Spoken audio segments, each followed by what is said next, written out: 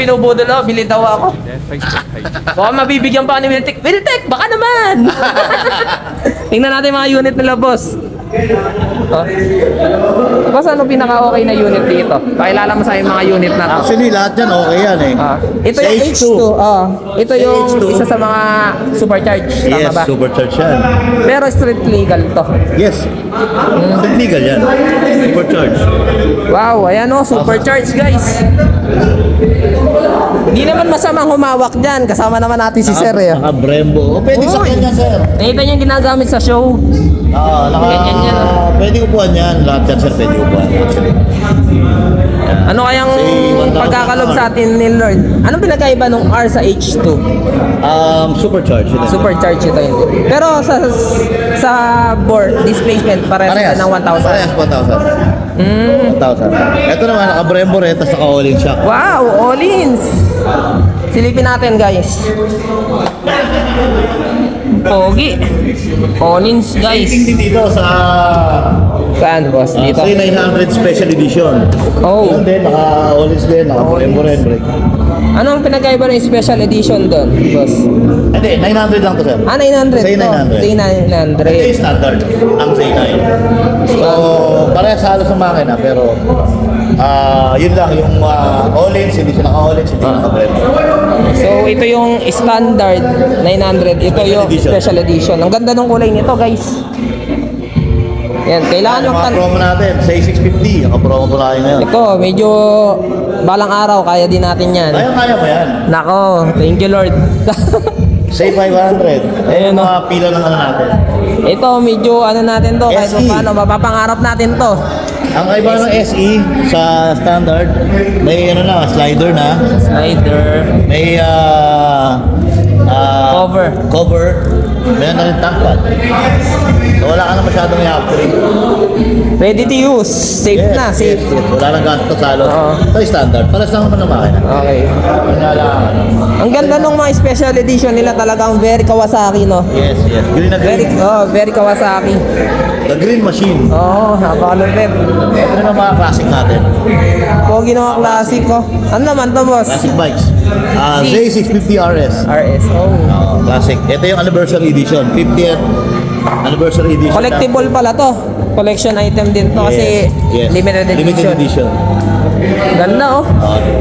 Ito na yung mga cruiser type natin. Vulcan, guys, oh. Ito kay LX. Mga train, no? Train. Alright.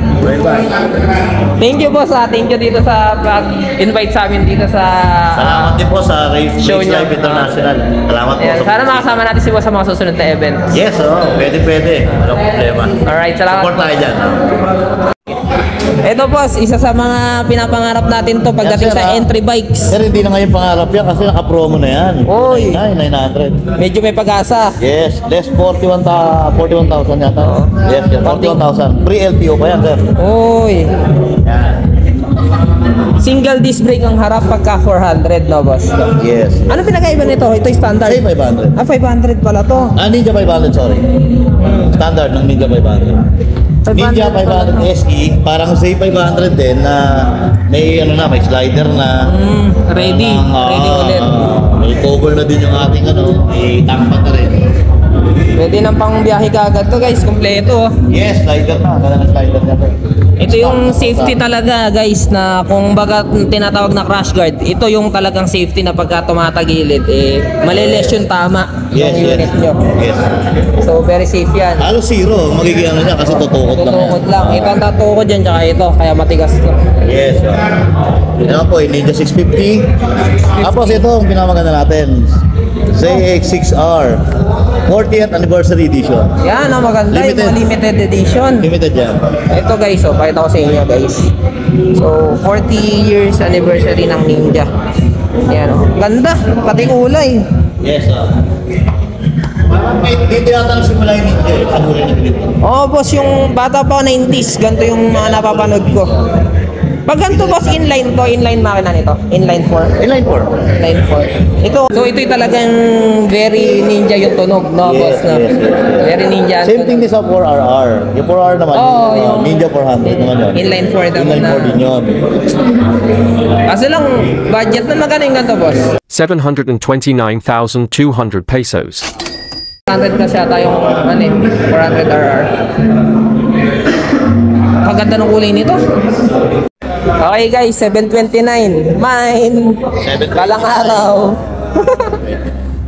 Ay, ito parehas to boss. Parehas siya. Parehas. Yun no. Baka gusto nyo pitasin. Price list na. Ito guys, napakita sa inyo yung price list. Yung mga umaapo yan sa lapi. Ayan guys, mga umaapo yan sa lapi. Ayan na, papakita ko sa inyo. Screenshot natin mamaya yan. Pag pang umaapo yan sa lapi, ito pa Ito naman yung 10R na. Ito boss, pag 1000 SX, inline din to, mga Yes po. inline, mga 1000. No? Grabe. Oo nga. Ito. Kasi yung 10R 1,000. nasa Kawasaki ZX10R.40TH Kawasaki Anniversary Edition .1550000 pesos. Oo nga eh. Yun lang, ito yung mga collectible items talaga, no? 999,800. Yung mga ganito pinapangarap mo, sinihimas yan. 200 na lang. Uy, sarap. Ayan, ano ba preno nito? Brembo din yata. Ano ba preno to? Hindi ko alam, tingnan natin sa kabila. Brembo nga. Ayan oh.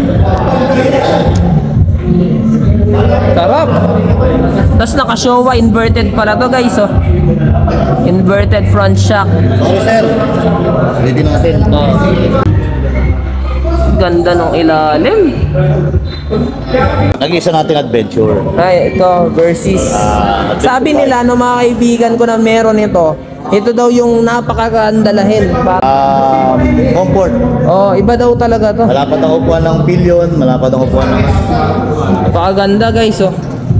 Pag yung pang mag-asawa ride, Yan. pang mag-asawa ride, ito masarap. Yan, oh. Grabe. Ganda ng panel guys, oh. 2024 na yun sir ha? SE. Puro modelo pala talaga. Pinagandaan nyo yung araw na to, boss, no? Oo. Talagang tinawid nyo dito yung mga unit. Ganda ng tempo. Oo, maganda. Napakaganda ng presyo. Alright. Sarap.